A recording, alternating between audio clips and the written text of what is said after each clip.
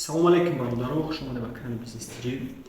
Дар видео оиди айчи сар кардани трейдинга мезанем. Айн ҳол бисёр одамое ки мехоҳанд трейдинга ёд гиранд ё ки гирем сармоягузориро, вале намедонанд ки айчи сар кардам. Ва бисёр одамон менависанд ки айчи сар кунем. Вози мо дар видео мегем пошагово ки чӣ кор кунанд дар корай, чӣ дар кор мешавад шумо ва чӣ хел шумо метавонед правилно кор кунед. Мо дар шумо тавсия наметиҳем ки дар Quotex, дар пакет Action ё ки дар дигар хел акшнҳо шумо кор кунед.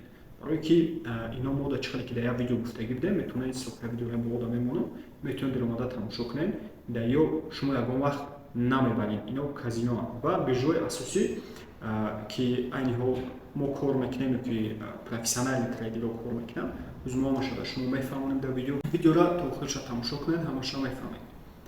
Якум чӣ дар кор мешавад дар шумо барои сар кардан дар шумо якум интернет ва телефон дар кор мешавад. Чизои ҳама асосияй.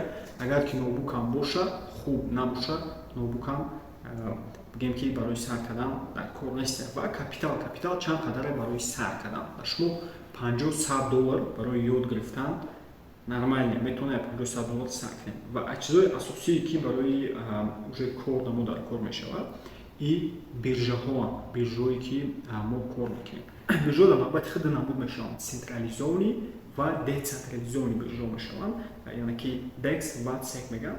Децентрализованӣ биржаҳои ба монанди PancakeSwap, Uniswap, Bswap, дигар биржаҳое ки шумо метавонед бе регистратсия, бе паспорт, бе верификатсия даромада кор кунед. Ва биржаҳое ки асалон ҳози мо кор мекунем, и биржаҳои Binance, OKX, Bybit, Huobi, дигар биржаҳо ки шумо и биржаҳои централизованиам метавонед даромада паспорт верификатсия бизгаред ва шотуй карда уже кор кунед. Барои трейдинг дар шумо кошелёкҳо дар кор намешавад. Баъзе одамон мепасанд кошелёкҳои ҳастанд гарячи, халони кошелёк дар шумо дар кор намешавад. Сабабе ки фақат пулои шумо дар биржаҳо дар хариду фурӯшанд, шумо ҳоҷат нест ки дар кошелёк партоед. Агар шумо сармоягузорӣ дар муддат кунед, метавонед ки шумо кошелёкҳоро истифода баред, кошелёкҳои гарячи ё ки халони кошелёкҳоро. Гуфтем ки якумаш и доштани телефони интернет, дуюмаш регистратсия кардан дар биржаҳо, биржаи Binance, Bybit, Huobi ки мо ссилкаша мемонем, чӣ гунаи регистратсия кунем дар канал ҳаст, метавонед тамошо кунед, инҷа мемонем бо ссилкаша. Ва сеюм ира метавонем ҳама якум дамонем, яъне ки идоракунии хавф, риск менеҷмент мегӯянд, ҳама главни чизай дар трейдинг. Ин чиз барои трейдинго дар ҷои якум меистад. Накем мо порядка қади гуфтастем, дар ҷои сеюм мондемаш. Шумо чӣ хел метавонед пултона идора кунед? Сармоягузорӣ худаш ин маънои ба даст овардани пул не, асалон и аз даст надодани пулай. Ва шумо бояд идора карда битонед рисктона. Бу ҳастай дигар понятие, яъне ки money management, идора кардани пул. Ҳар ин чизо дар ҷои аввал меистад дар трейдинг ё ки дар сармоягузорӣ. Ин чизоро шумо метавонед дар курси ман сармоягузор бомӯзед, ҳамаша ёд бигиред, чӣ хел метавонед идора кунед пултона, чӣ хел метавонед идора кунед хавфа, ки шумо пултона аз даст надиҳед. Дар идора кардани хавф як чиз асосишон мегӯям ки шумо бояд бидонед ки ҳамаи пултона бояд дар як монет намонад. Бисёр одамое ки медоянд допустим $1000 капитал дорам, ҳамаш дар як монета мехаранд ва скам мешаванд монетчун, баъдан минуси калонда меравад ё ки 70-80% минус меравад. Мо дар бисёри видеомон мегӯем ки шумо бояд ребалансировка кунед портфелтона ё ки ба гуфти дигар диверсификатсия мегӯянд, шумо якчанд монет бихаред. Асалон ман чӣ хел истифода мебарам дар вақти харидан и 5-10% сума истифода бурдам дар як монет. Допустим шумо $1000 доред, метавонед ки ҳамин сум 5 ё ки 10%-ишда ягон монети дар коритона бихаред.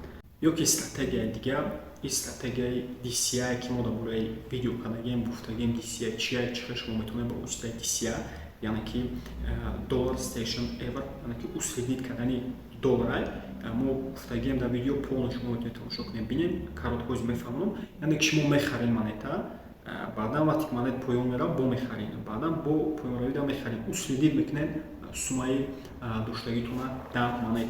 Ва чӣ қадар трейдинг шумо пул кор мекунед? Ира дар панҷум дохил мекунед истифодаи яъне ки анализи бозора.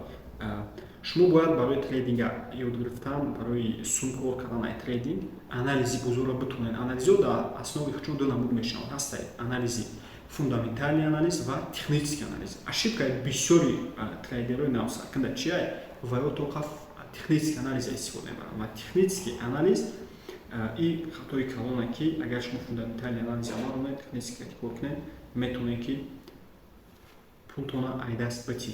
мо асасон фундаментали анализ истифода мебарем ҳангоми харидари криптовалют ва дига маводҳои биржа. Баъдан технический анализ мекунем. Аввал фундаментали анализ мекунем, баъдан технический анализ, барои ки рискмон кам шавад. Фундаментали анализа ёд бигирем, технический анализа баъдан ёд бигирем. Биёед камтар дар бораи технический анализ гап занем. Технический анализ якчанд намуди анализҳоро дар бар мегирад. Ҳастанд трейдингҳое ки стратегияи худшон доранд. Допустим, ҳар кас ба стратегияи худаш кор мекунад.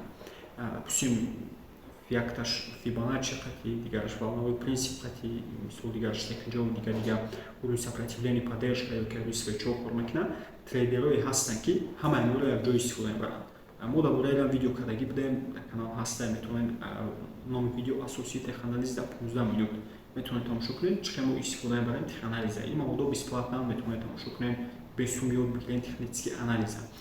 Ман худам бисёртар истифода мебарам ҳамаи намуди анализҳоро дар теханализ, барои ки вақте ки мо бисёр анализа истифода мебарем, мо бисёртар боварӣ пайдо мекунем дар ҳамон болоравӣ ё поёнравии монетамон ёки активҳое ки харидагием.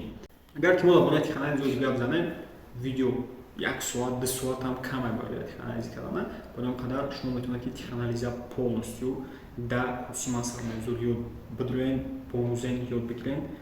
Ва чизи шашуме ки дар шумо дар корай, ин курси ман сармоягузорае ки шумо полностью айно ҳама чизое ки ҳозир мо гуфтем, ҳамашон дар курс ҳастанд. Яъне ки риск менеҷмент, мани менеҷмент, тарзи регистратсия кардан, хариду фурӯш, тарзи фундаментали анализ, тарзи технический анализ, ҳамаи чизоро ёд бигирем, пулотон айдаст надода даромад бинем дар трейдинг ёки сармоягузорӣ.